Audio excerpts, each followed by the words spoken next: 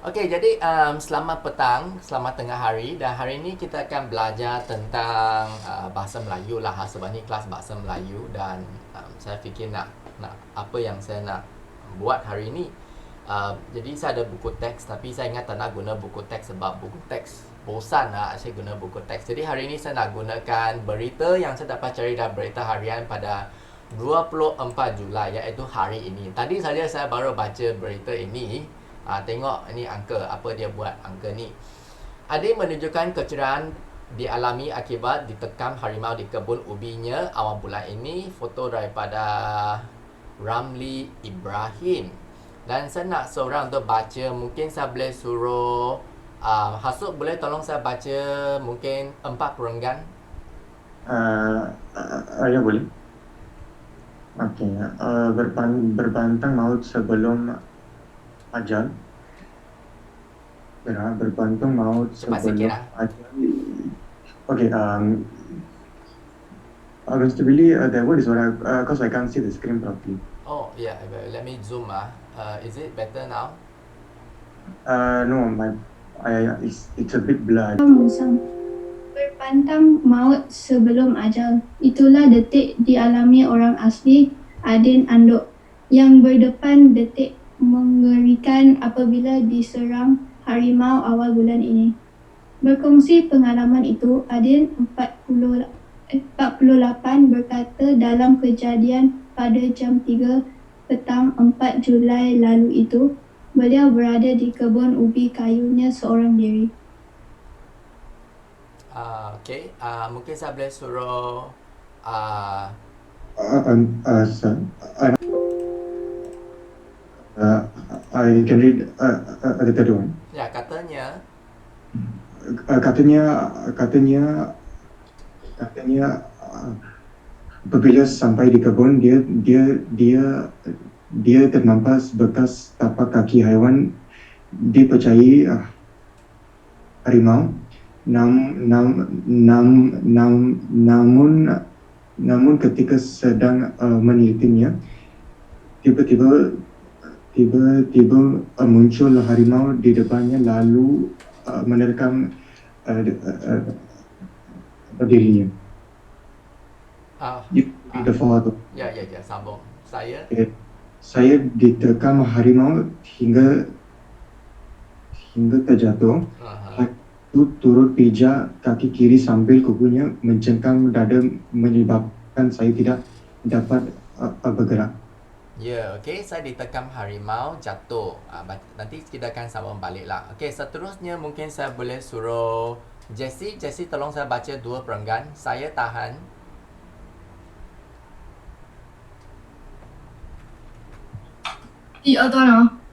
Saya tahan. Saya tahan dengan tangan kiri sambil mengambil golok di pinggang. Ketika sedang bergelut untuk menyelamatkan diri daripada cengkaman haiwan itu, saya hanya terbayang kematian. Sambung lagi. Saya nekat sama ada hidup atau mati berdepan dengan kejadian itu. Ketika bergelut, saya sempat menetap kepada kepala harimau dengan golok, menyebabkannya melepaskan cengkaman pada badan saya, katanya. Okey, sekarang saya boleh suruh Kaian tolong saya baca beliau. Beliau berkata kepada pemberita ketika ditemui di pusat transit pesakit orang asli di rancangan pengumpulan semula RPS Kuala Betis hari ini. Sambung. Akibat serang harimau itu, Adin mengalami kecederaan parah di kepala, dada, mata kiri, kedua-dua lengan dan betis kiri. Tolong saya sambung 2 perenggan. Dia yang menetap.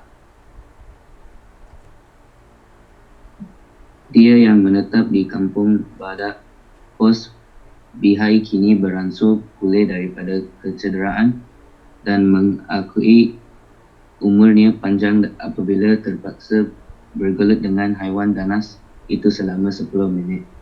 Susulan kejadian itu, Jabatan Perlindungan Hidupan Liar dan aman negara perlihatan bertindak memasang perangkap di kawasan sekitar kejadian dan harimau terbabit ditangkap pada 15 Julai lalu. Okey, kemudian Sarah tolong saya habiskan.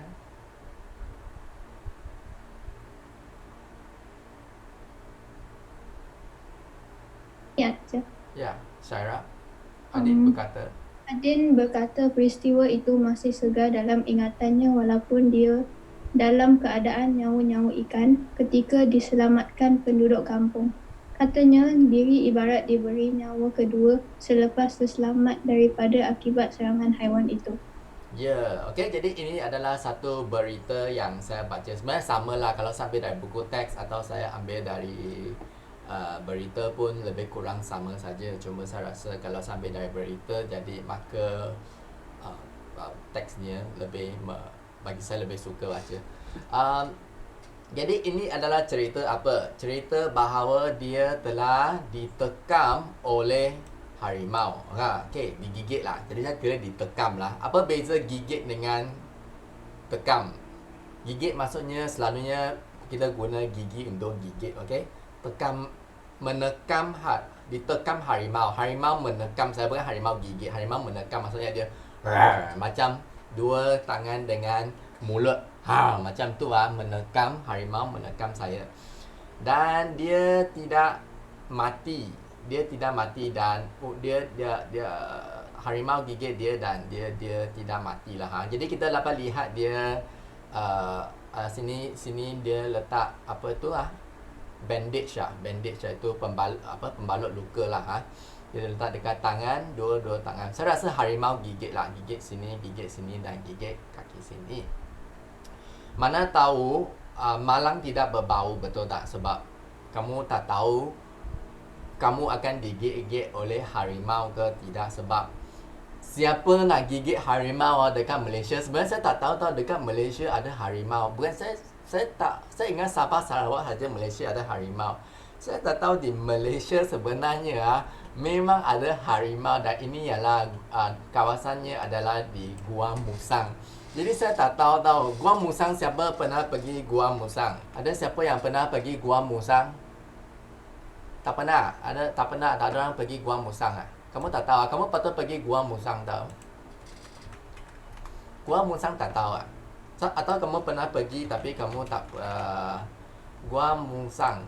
Satu hari kalau kita pergi jalan-jalan, kita pergi Gua Musang Gua Musang terletak di Kelantan dan best lah Gua Musang. Dia macam untuk orang muda pergi jalan dan memang saya rasa sangat selesa untuk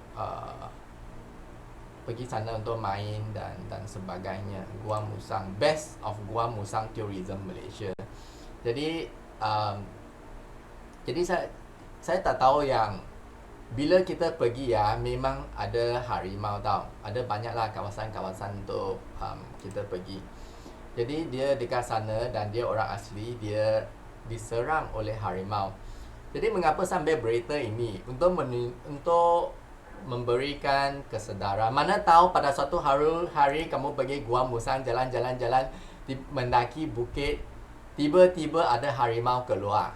Tiba-tiba ada harimau keluar dan gigit kamu dan akhirnya kamu mati. Siapa tahu rupanya dekat Malaysia ada harimau. Belum mati oleh COVID tapi sudah mati digigit oleh harimau. Jadi dia sini kata dia digigit harimau dan bagaimana, mungkin saya boleh tanya beberapa soalan bagaimana dia melepaskan diri daripada cengkaman harimau. Kita boleh baca dia digigit oleh, dicengkam atau maksud cengkam harimau punya kuku dia cengkam kamu, sakit tau. Dia sini kata tahan dengan tangan kiri dan bergelut. Saya tak tahu macam mana perasaan bagi harimau gigit Dia kata dia sini bergelut dengan harimau dan cengkam pada dada dia. Dan dia tak dapat gerak tau. Bila harimau, you tahu harimau dia besar, jadi dia punya kuku sak badan kamu, kemudian kamu tak boleh gerak. 你不可以动啊，不懂几痛啊 but you can imagine 很痛跟你走不到tak boleh gerak sebab digigit oleh harimau. Dan bagaimana dia melepaskan diri? Mungkin saya boleh tanya Eddie, bagaimana dia melepaskan diri daripada cengkaman harimau? Contohnya lah, seorang akan tanya, okay, apa nama dia nama dia Pak Belang Adin menunjukkan Adin. Okay, jadi ini ialah Adin. Bagaimana Adin melepaskan daripada cengkaman harimau? Eddie?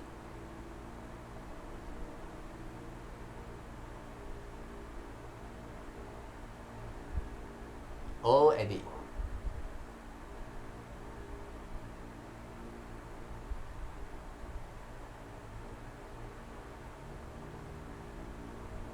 Eddie? Are you home? Hello, hello. Okay, Eddie not here. How about Melody? Are you there? Apa? Wait Okay, ada Melody, don't know, never mind. Desmond, bagaimana Adin melepaskan diri daripada cengkaman harimau? Dia tahan dengan tangan Ya, kiri sambil gelut di pinggang. ya, dia tahan tangan kiri. Ini nasib baik dia berhati-hati tau. Okay, sebelum dia sebenarnya dia orang asli. Sebelum harimau menekam dia sudah sixth sense dia sudah tahu sikit-sikit. Kerana dia ternampak bekas kaki haiwan. Tengok lantai. Dia tengok, kenapa ada itu harimau punya jalan dia punya kaki, tapak kaki. Oleh itu, lain kali kalau kamu naik daki gunung berhati-hati, tengok pada lantai. Tengok ada kesan harimau tapak kaki. Banyak, tak tahulah, ambil phone. Tiba-tiba satu harimau, mati. Mati dekat sana. Okey, jadi kalau mendaki gunung, dia saya rasa dia pandai lah. Dia memang kata dia sudah nampak ada sampai kebun dia nampak bekas haiwan. Jadi dia tengok itu, kenapa besar? Mana tahu tengok tiba-tiba itu harimau lalu gigit dia dan dia tak mati. Ya, dia tahan dengan tangan kiri nak ambil golok. Apa itu golok? Apa itu golok? Mungkin saya boleh tanya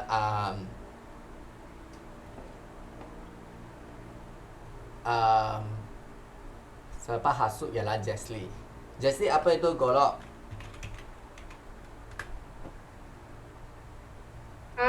Apa itu golok?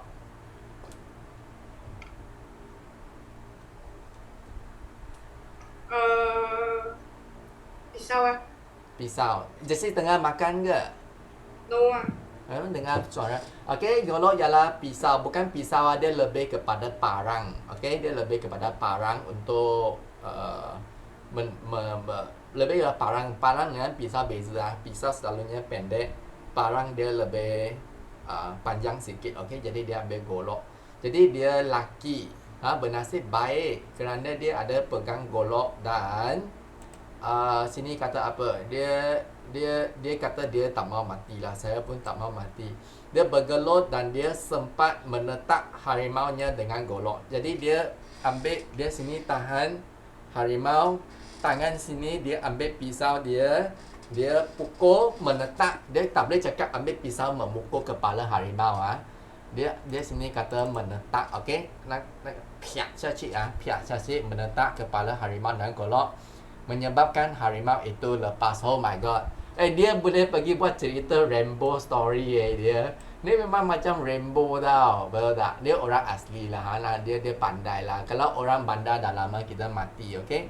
Jadi kalau pergi hutan mesti kalau pergi hutan kena bawa satu orang yang pandai dalam hutan. Jangan sekumpulan pergi lepas tu hilang.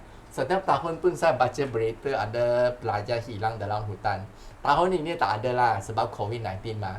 COVID-19 semua kena tinggal dekat rumah. Kalau tidak pun tahun ni tak tahu siapa pelajar pergi ke hutan. Belum ada pelajar yang mati di ditekam oleh harimau. Okey, tak tahu sebab malang tidak berbau. Kita tak tahu bila kita bernasib baik atau bernasib buruk, mana tahu hari ini pergi betul-betul ada harimau keluar. Saya pun tak tahu sebenarnya ada harimau di Semenanjung Malaysia. Saya ingat Sabah Sarawak saja ada harimau. Dan ya dia tekam dan dia tak mati. Harimau itu pun lari. Adakah harimau itu berjaya ditangkap? Mungkin saya boleh tanya tanya siapa selepas tadi, siapa jawab? Jessie. Sekarang ialah Kai En. Ya, Kai En. Adakah harimau itu berjaya ditangkap atau dibunuh? Okey, saya nak tanya. Apa yang perhilitan buat Kai En? I don't know. Don't know. Apa yang perhilitan buat? Don't know also lah, Syed. Apa? Don't know also. Don't know also. Syaira, apa yang perhilitan buat? Main-main. Ambil Facebook live. Tangkap harimau itu. Ya, dia nak tangkap. Sini pun jawapan mah. Ini ialah comprehension mah. The answer is in your slide, okay? Perlihitan ialah satu macam you tak panggil polis kan. Polis macam mana dah. You boleh panggil polis lah, tapi polis pun akan panggil perlihitan, okay? Perhilitan adalah sekumpulan orang yang lebih mahir dalam perlindungan haiwan liar dan taman negara, okay? Perhilitan. Jadi Jabatan Perhilitan datang, okey, dia dengar cerita ini, okey. Dia nak pasang perangkap trap put the trap, perangkap di kawasan sekitar, dan harimau itu berjaya ditangkap pada 15 Julai lalu. Maksudnya cerita ini bulan lepas lah. Ini ialah cerita bulan lepas. Ini dia sudah sembuh lah, sudah 1 bulan digigit oleh harimau. Jadi perhilitan dia berjaya menangkap harimau dengan memasang perangkap. Tak payah ambil senapang lah. Tak payah ambil senapang, pergi hutan, pergi bunuh itu harimau, betul tak? Sebab harimau itu pun dia tak tahu. Dia tak tahu yang sebenarnya manusia tak sepatutnya makan. Tapi dia nak makan saja sebab lapar. Jadi dia pun tangkap. Mungkin selepas tangkap letak dia ke dalam zoo kot. Letak dekat mungkin hutan lebih dalam ke, atau letak dalam zoo. Nasib baik lelaki tu tak mati lah. Kalau mati mesti harimau ni mati punya. Mesti macam kesalahan. Jadi kalau kamu sudah gigit orang mati, kamu mesti mati punya. Jadi berhati-hati. Sama dengan kebau lah. Kebau, lembu, anjing pun jangan pergi kacau. Kadang-kadang ada lembu. Kamu jangan ingat lembu saja. Mana tahu lembu tu dia mati. Baru tahu nanti. Selepas tu dia kata, ada yang kata peristiwa itu masih segar dalam ingatan, yang dia kerja yang keadaannya sebagai nyawa-nyawa ikan. Apakah maksud nyawa-nyawa ikan? Tanya siapa leh? Tanya Syaira lah. Syaira, apa maksud nyawa-nyawa ikan? Like you are very close to dying. Like very close to dying. Ya, maksudnya sudah mau mati ya, macam ikan. Kamu tahu itu ikan you ambil ikan, letak dekat itu lantai itu ikan macam titik. Sudah mau mati itu ikan dekat pasar malam. Memang dah mati pun, tapi kadang-kadang dekat pasar malam itu ikan masih titik. Nyawa-nyawa ikan. Jadi dia kata nyawa dia macam nyawa-nyawa ikan peribahasa, dan dia terselamat ibarat diberi nyawa kedua. Diberi peluang kedua. Okay, jadi ini adalah ceritanya. Jadi apa yang saya nak tanya adalah mungkin saya nak tanya soalan lebih kepada apa yang kamu fikir. Saya nak tanya Jin Hang, cadangkan langkah-langkah keselamatan semasa mendaki gunung. Jin Han. Okey, mungkin saya boleh tanya Melody, apakah langkah-langkah keselamatan semasa mendaki gunung? Okeylah, dia kata pakai pakaian yang bersesuaian dengan aktiviti. Betul lah. Tak nak pakai mini skirt lah. Pakai mini skirt pergi panjat gunung. Tak nak pakai skirt lah. Pakai Saya lebih suka pakai jean lah. Yang seluar pendek pun boleh, tapi selalunya kalau jean pun, sebab jean dia kasar kan, jadi jatuh pun selalunya dia tak koyak. Jean.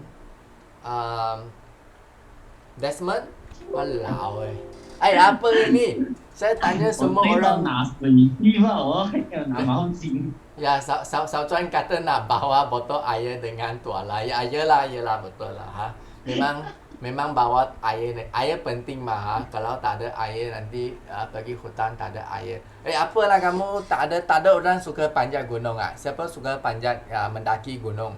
Tak ada orang mendaki gunung ah? Saya suka mendaki gunung. Mungkin lain kali kita mendaki gunung lah. Saya tak tahulah orang muda sekarang tak suka mendaki gunung. Mereka rasa ada nyamuk lah. Balik baik duduk dekat rumah main Candy Crush. Apalah. Sepatutnya pergi panjat dan lihat alam semula jadi. Lebih selesa. Apa ni? Langkah-langkah keselamatan. Mungkin ada banyak langkah keselamatan yang kita boleh katakan. Contohnya apa? Bawa pisau. Bawa pisau. Nasib baik dia ada pisau tau. Dia tak ada golok dah lama dia mati Nasib baik dia ada golok atau parang dekat pinggannya. Dia bernasib baik ada kena bawa pisau. Apa lagi? Saya suka bawa lighter. You tak tahu tiba-tiba you hilang, you ada api dekat waktu malam Kalau you tak bawa lighter RM1 saja. Tapi kalau you tak ada lighter, tiba-tiba emergency, you are lost in the forest. Api itu boleh buat sebagai petanda dan orang selamatkan kamu. Kalau tak, setiap tahun pun saya baca 14 murid terkandas dalam gunung. Saya sedang fikir, apa yang 14 murid buat ini Ni 14 murid, satu orang ambil lighter pun tak ada Jadi bomba pergi tolonglah, ada bomba, helikopter. Pergi hutan bawa lighter lah. Mesti bawa lighter. Nanti hilang boleh buat api mah. Lighter, pisau, kompas, botol air, baju. Apa lagi? Raincoat. Itulah Jadi boleh keselamatan lah. Jangan kata suka-suka naik penknife. Saya suka bawa penknife. Saya tak bawa pisau lah. Tapi saya bawa penknife. Kita tahu penknife kecil-kecil punya penknife. Dia boleh buka screwdriver, buka pisau kecil-kecil. Bawa sikit pisau. Mana tahu ada harimau keluar, ambil pisau kecil pun cucuk dia boleh lari. Ada monyet mungkin diserang oleh monyet, diserang oleh babi hutan dan sebagainya. Okey, jadi ini sahaja cerita yang saya nak ajar untuk berita ni. Dan sekarang saya nak kamu menonton satu video. Saya nak menonton video ini. Ini ialah debat. Jadi saya nak kamu lihat bagaimana budak ini berdebat. Ini budak. Kamu tahu ini budak. Kebelakangan budak ini Sheikh Sadiq dia lebih banyak keluar dekat surat khabar tau. Lain kali kita lihat dia punya, nanti kita lihat dia punya ucapan. Bagi saya share sound share sound, share screen, share and play. Pendebat ni boleh Okey. Ada satu sesi yang cukup penting di sini. Kita Menteri Belia dan Sukan Malaysia juga selaku pendebat terbaik di Asia. Untuk menentang adik-adik kita yang baru tingkatan 4. Mereka berdua akan berada di sini, Hasha Atiyan dan juga Nur Zafrina. Adakah anda bersedia? Yang akan berdebat siapa? Hasha. Baik. Tadi soalannya dari saya. Pendebat bersara. Yang ni pendebat yang masih relevan. Yang sedang relevan dari kita semua. Yang sedang berhenti. Okey. Tajuknya adalah topik yang dipilih oleh Yang Berhormat sendiri had umur mengundi 18 tahun. Okey. Saya pilih. Boleh Boleh. Yang Berhormat Saya pencadang. mencadang maksudnya untuk turunkan lah. Turunkan ke 18. Baik. Sebab lagi pun OIB dia memang orang kerajaan. Dia awak saya pembakar ya. Yang membakar boleh Mesti mereka suka kalau nak turun. English. Itu yang sama dalam bahasa atau dalam English? Dia dalam English lah. Bahasa Inggeris. OIB? Tak apa, kita buat dalam bahasa Melayu dan dalam bahasa Okey, saya buat dalam bahasa English. Orang nampak Sebab tadi pelbagai bahasa. saya rasa je boleh dua-dua kalau nak.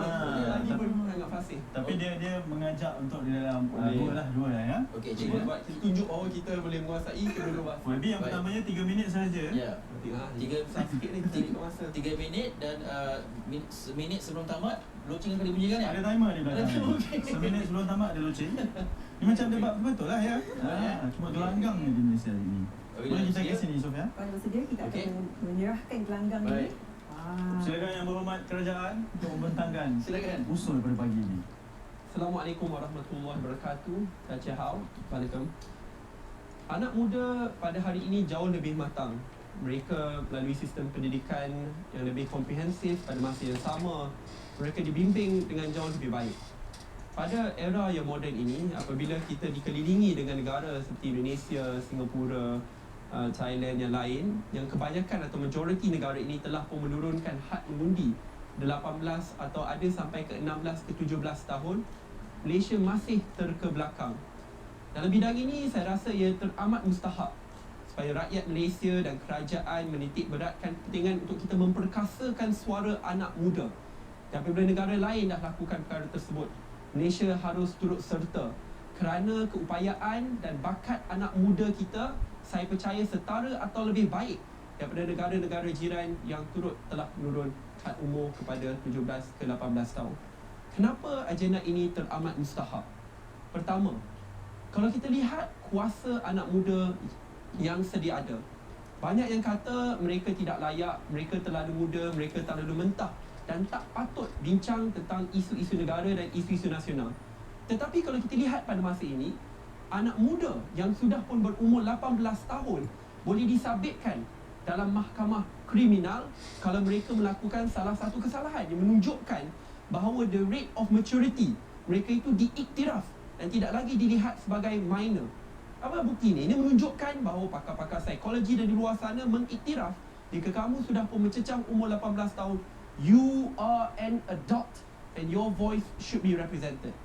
Yang kedua, pada masa yang sama, mereka yang dah berumur 18 tahun boleh berkahwin, boleh memasuki bidang ketenteraan, boleh menandatangani kontrak-kontrak yang besar yang memberi impak yang teramat tinggi kepada diri mereka pada jangka masa yang pandang dan juga kepada masyarakat secara umumnya. Kalau mereka boleh menyertai perkara-perkara seperti ini, saya rasa muskil lah kalau kita tidak memberi mereka suara dan ruang untuk mengundi. Dan yang ketiga, mengundi ini bukan perkara untuk kita remeh-temehkan. Memang betul akan ada sesetengah anak muda yang mungkin tidaklah begitu mature. Tapi saya boleh gunakan hujah yang sama kepada mereka yang berumur 80-90 tahun. Ada beberapa atau segelintir yang tidak mature. Kita tak boleh hanya kerana segelintir kita kata semua tak boleh. Yang paling mustahak sekali, tuan-tuan dan puan-puan sekalian, adalah bahawa anak muda ini memainkan peranan dalam mencorakkan masa depan negara. Mereka bukan saja the future, but they are also the present. Impact policy nasional, daripada pemotongan biasiswa, daripada sistem ekonomi negara, pendidikan negara, semua memberikan impact yang positif dan negatif kepada diri mereka. When it brings an impact on your life, you have the right to decide the future of you and your country. Terima kasih. Terima kasih. Di Dewan boleh cakap begitu ke? Mantap. Boleh. Boleh. Tidak pasal Dewan ini boleh.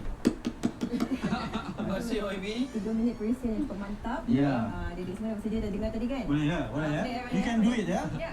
Ini bawa geng-geng ni sebagai Gengnya akan memperkenalkan. Okey, baik. Memperkenalkan. Kita serahkan kepada Sekolah Seri Puteri. Silakan. I wish it was true that Malaysia was as politically aware as we'd like it to be. I also wish it was true that the younger generation can truly understand the impact of national policies.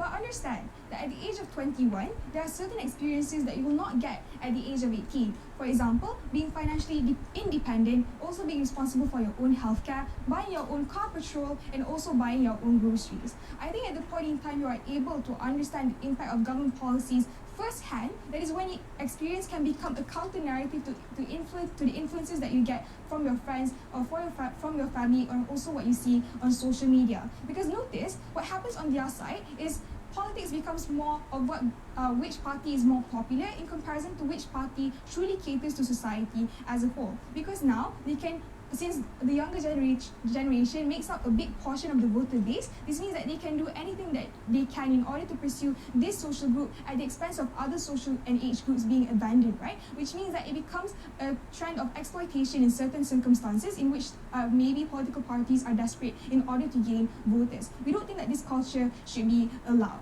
Also, we have to understand that teenagers are more inclined to actually fall for false narratives that we see on social media. So we think that experience is an important counter narrative in order for them to make a rational decision later in the ballot box, right? Especially upon knowing that in rural areas, you don't have friends who constantly engage in political discussions. The environment is different, which means that not all cities in Malaysia is like KL, who constantly have political discussions. There are certain areas in which they are not exposed to the issues that currently exist in the political sphere, and these are the people who you will allow to vote.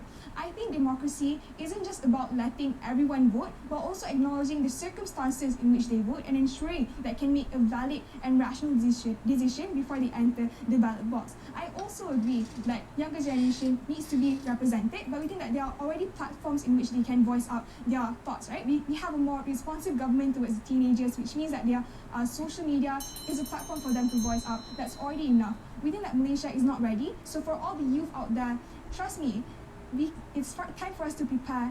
We can just vote later in the future. Thank you. Asha.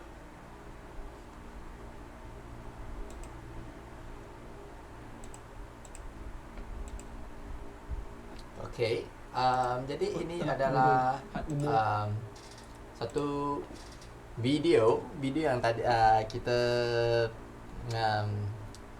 dengar. Topik video ni kamu tahu ke tak? Saya tak tahu kamu sebenarnya faham ke tak apa yang dia cakap. Topik dia adalah mengenai tentang had umur untuk mengundi, di mana Syed Saddiq lelaki ini adalah kata pencadang, iaitu dia kata sepatutnya mengundi pada umur 18 tahun.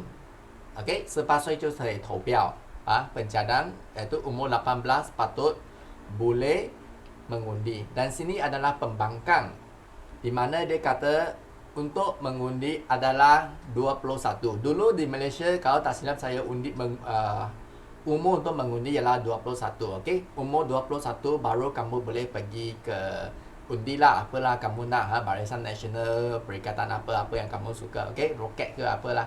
Dan tapi sekarang sudah tukar ke umur 18. Okey, jadi dia ialah pencadang yang dia kata okey, 18 patutnya pergi mengundi. Okey, jadi sekarang saya boleh tanya, saya tak tahu kamu faham ke tak, tapi saya boleh tanya untuk cuba.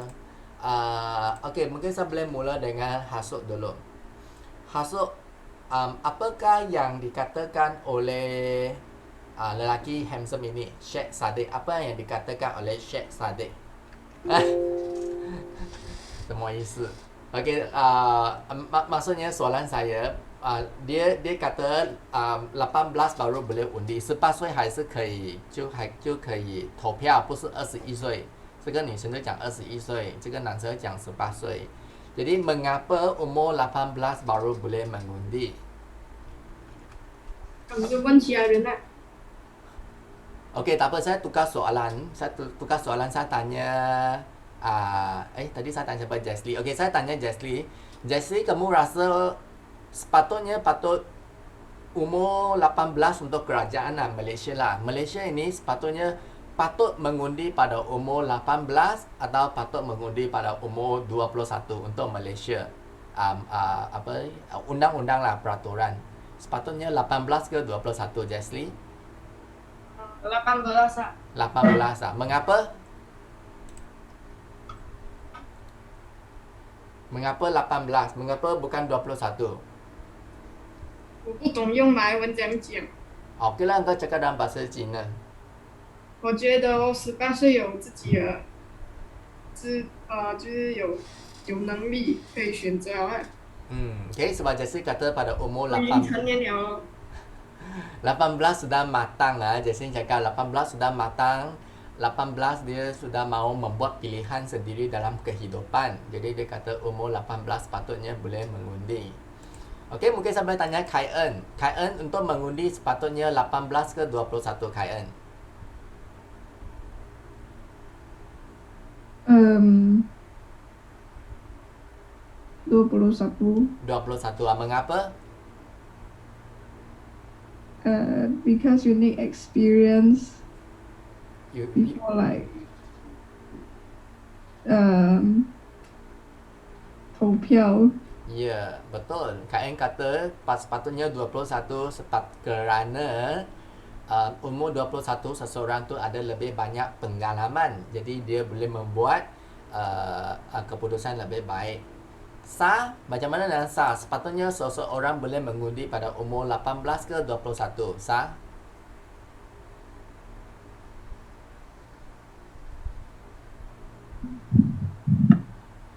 Mana tu? Repeat. Yeah, a person should vote. Malaysia should make a person vote at 18 or 21. 18 lah. Mengapa? Sebab mereka sudah adopt. Oh, sebab mereka sudah dewasa. Okay. Ya. Okay. Saira? Sepatutnya Malaysia patut bagi seseorang mengundi pada umur 18 ke 21? I think should be 18. Mengapa? But need I think it's because like 18 already think grown up, so I think they can make their own decisions too. Yeah. Yeah, actually I want to ask, this girl is special the kelas yang lepas yang saya ajar, kebanyakan kata umur 21 tau, dan kelas ni ada banyak yang kata umur 18. Jadi baguslah umur 18 untuk undi. Okay, jadi kita kena tahu apa yang dia cakap, apa yang when we say we want something we need to give reason one, you know, like I want an iPad, for example. When you talk to your mommy or talk to who you need to think the reason. I want iPad. Usually parent will ask why you want iPad. Mengapa kamu nak iPad? Sebab saya nak main game. Tak payahlah. No need. Play game no need. Oh, I want iPad because I want to use Zoom to study. Then it's a reason. Jadi bila kita kata sesuatu mesti perlu ada alasan yang munasabah. Jadi contohnya lelaki kalau saya tak tahu kamu ada dengar, ada kata umur 18 patut undi. Kerana ada mahkamah, kalau umur 18 kamu akan pergi mahkamah kriminal. Kalau kenapa tak undi pada umur 18? Lepas tu dia kata umur 18 mungkin kamu kata dia tak matang, pun censor. Tapi dia kata orang tua pun tak matang umur 50, 60, 70 pun ada orang tak matang. Dia punya point alasan dia. Kemudian dia kata apa lagi saya pun sudah lupa lah. Dia kata orang muda apa lagi, dia patut bagi mereka buat pilihan lebih kurang macam itulah dia cakap. Saya pun sudah lupa, sepatutnya saya tulis lah. Kemudian perempuan ini cakap sepatutnya 21. Tapi dia cakap dalam bahasa English lah. Dia kata sebab orang muda tidak ada pengalaman, tidak ada mereka what's true you can hear financial support say from the mom. Jadi kita tahu umur 21 kerana 18 keluar, dia masih lagi bergantung pada ibu bapa. Betul tak? Umur 18 selalunya kamu masih kena tinggal dengan ibu. Kamu nak makan, kamu tanya ibu bagi duit. Kamu nak beli buku, ibu bagi duit. Kamu nak beli kasut, ibu bagi duit. Walaupun umur 18 sebab kamu baru mula bekerja. Bila kamu umur 20, 21 sudah ada kerja yang lebih stabil. Jadi tak payah tanya ibu duit sebab kamu sudah boleh kerja. Tapi umur 18 kamu masih tanya duit daripada ibu tau. Lepas tu dia kata orang muda sangat senang terpengaruh dengan media sosial. Betul tak? Jadi ini akan menyebabkan kesilapan dalam membuat pilihan. Sebab orang muda tengok Facebook, okay, saya tak suka dia, share tolong viral. Tapi mungkin itu adalah berita palsu, berita tak benar. Tapi orang muda dia macam tengok tahu Facebook, share. Jadi orang muda lebih terpengaruh dengan media sosial dan apa lagi yang dia kata. dia kata tak sepatutnya umur 21. Ada banyak lagi yang dia kata, tapi saya tak boleh ingat. Tiba-tiba saya tak boleh ingat. Ada 3 isi dia kata, okey. Lelaki ini ada kata 3 isi dan perempuan ini ada kata isi. Jadi kamu ini adalah debat lah, penrun. Kalau kamu kata sesuatu atau apa-apa yang kamu katakan, mesti ada dia punya alasan yang mudah sabar. Okey lah, kedua-dua pun ada alasan, betul lah. Orang muda pun dia kadang-kadang dan lagi satu point yang dia kata adalah kerajaan. Sebab kerajaan kamu nak menang, kamu nak bagi umur 18. Ini adalah satu agenda politik dia kata. Okey, sepatutnya 21 mah. Tapi sebab kamu politik mau menang, kamu tukar ke 18, kemudian buat banyak-banyak Facebook ad, brainwash all the young people to vote you. Jadi ini adalah satu agenda politik di mana kamu memberikan undian kepada umur 18. Ini adalah point yang dia kata lah. Jadi boleh. So okay, very good point. Jadi kedua-dua ini adalah memberikan satu ruang perdebatan yang baik. Dan ini kamu tahu ini lelaki ini ialah Sheikh Sadiq. Sekarang dia dekat sekarang dia mau kena tangkap tau. Sini 4 minit saya tak nak cakap lah, saya letak dekat sini. Ini berita pada Julai 22, 2 hari lepas dia pergi ke mahkamah sebab COVID-19, Parlimen mau buka. Dan dia sekarang, saya tak tahu kamu boleh tengok Facebook live dia. Dia dah cakap, dia kata dia kena charge rasuah dengan mengambil 1.1 juta ringgit. Kamu boleh dengar lah, dia kata dia di apa di Kerenja Cutmai how to say bukan dihasut, dipaksa macam tu, tuduhan yang tidak munasabah. Dia kata dia pergi politik untuk bersihkan politik, tapi politik kata dia makan duit. Jadi dia kata dia percaya pada mahkamah dan dia berharap pengguam akan menjalankan tugasnya. Jadi tak senang. Tapi saya harap kamu akan baca berita untuk meningkatkan ilmu pengetahuan dan tahu apa yang sedang berlaku. Saya rasa dia orang baik. Saya rasa lah, saya tak tahu tapi saya rasa dia orang baik lah.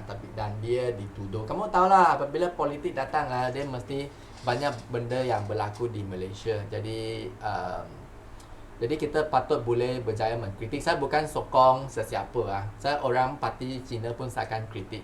Kalau yang betul, kita perlu memberikan peluang. We praise them lah for what they did good. Okay?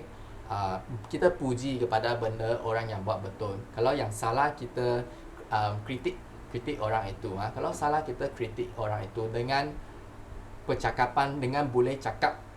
Bukan I don't like you, then full stop. I don't like you, then why? You must say out and must got point because of your face. I don't like you because of your face. I don't like you, then there must be a reason, or because the thing that is done is not correct, is the homework is done not good or what. There must be a reason. Not like I don't like because of your face. Your face very ugly. Okay, jadi hari ini saya nak ajar sampai sini lah. Jadi sebab ni adalah kelas yang senang. Jadi baca berita, baca banyak-banyak berita dan belajar. Okay, jadi saya ajar sampai hari ini. Sekian, terima kasih dan selamat malam. Bye-bye. Bye. Bye-bye. Thank you. Bye-bye. Thank you. Thank you. Bye, sir. Bye. See you.